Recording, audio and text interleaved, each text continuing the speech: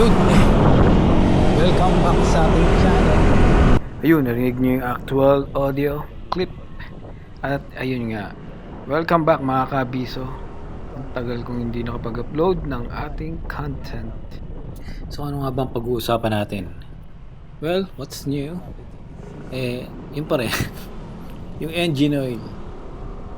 Nung nag-change oil tayo, kung ano yung ginamit ko na yun, siguro after a month na, ano ba ang masasabi ko? Ayun. So, hindi pa rin tayo nakaka-move on sa engine oil.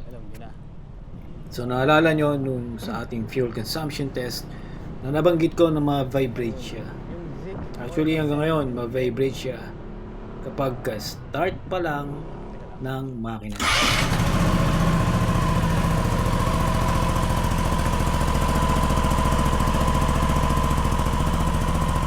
So bago ang lahat, huwag niyong kakalimutan mag-subscribe. At ayun nga, yung ginamit natin na engine oil ay Zik, yung color black, may label na Jaso MB. Pero semi-synthetic. So sabi ng mga eksperto, dahil ako hindi eksperto, binabase ko lang naman yung pinagsasabi ko sa aking mga pakiramdam at yung aking obserbasyon. So yun nga, sabi nila hindi naman talaga synthetic yun.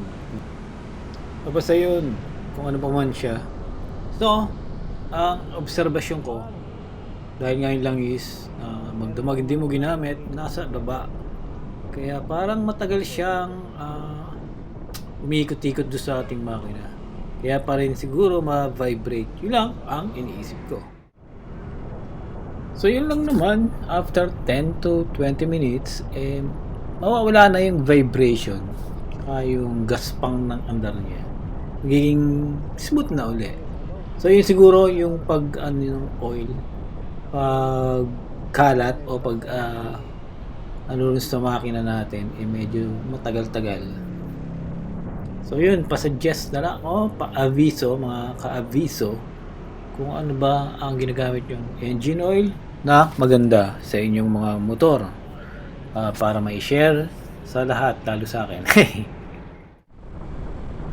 By the way, ang video clip na ito ito yung papunta ako ng Erod. Actually ngayon yan, December 17. Ayun, i-update ko na lang kayo sa mga kung anong maayos, kung anong mangyayari dito. At mabalik tayo dun sa engine oil. Kasi i-clean ko na lang to. Ayun. Siguro mag-eksperimento na lang tayo. Ako. Kung alam niyo yung 10 tapos W40. Yung iba kasi gumagamit ng mas mababa o kaya mas mataas. Depende sa gusto nila eh. Ayun, magre-research ako kung ano yung mas mabilis umalo dun sa engine, para yung concern ko na yung vibration na mawala kagad, ma-achieve ko kung ano man dun. So ayun, hindi ko napapahabain to, pasensya na, medyo maigli yung natin kasi importante lang to, kaya ako shinare. Kasi nga baka mamaya try nyo yung nakita nyo sa akin na ginamit ko ngayon, brand na yun at saka yun. Well actually, kung maramdaman nyo na nag-vibrate, okay lang yun kasi halo din naman siya, magiging smooth din siya pagkalaunan. Yun nga lang, medyo matagal. Meow meow. Yun, para hindi nyo masisi baka mamaya, diba, nagba-vibrate pa rin oil na yun eh. Well actually, mag-eksperimento na lang tayo. Hanapin natin kung ano yung mas mabilis para maano natin yung achieve natin yung pagiging smooth niya agad-agad pagka-start. At itong ginamit natin na hindi ko matandaan kung 10W30 o 10W40 kung ano. Actually may mga gumagamit nga na ng ibang viscosity. Hindi ko nga alam dun yung viscosity kung yung 10 o yung 30. So, di ba 10W30? Hindi ko alam doon sa dalawa na yun eh. So, yung viscosity, yun yung lapot ng oil. Kung gano'n siya kabilis sa ahalo agad.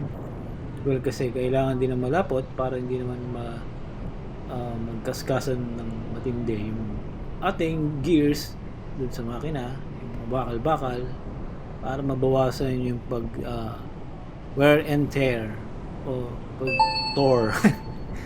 Pauso no. Pero anyway, yun nga, hindi nga tayo eksperto. Mag-eksperimento lang tayo. So ayun, huwag nyo uli kakalimutan. Bubulong ko na lang mag-subscribe. So yun, hanggang dito na lang guys. Pasensya na, medyo maikli ang ating video. Ang tagal na, ikli pa no? Pasensya na. So babawi na lang ako. Promise yan, pag okay na lahat. Medyo ano lang tayo dun sa ating ignition. Baka lumayo tayo, tapos dun pa tayo mamatayan So marami akong plano na gagawin nating content. At ayun. So, ingat ulit. Ingat palagi. Ingat ulit, no? Ingat palagi mga ka-abiso. Ride safe palagi. Bye.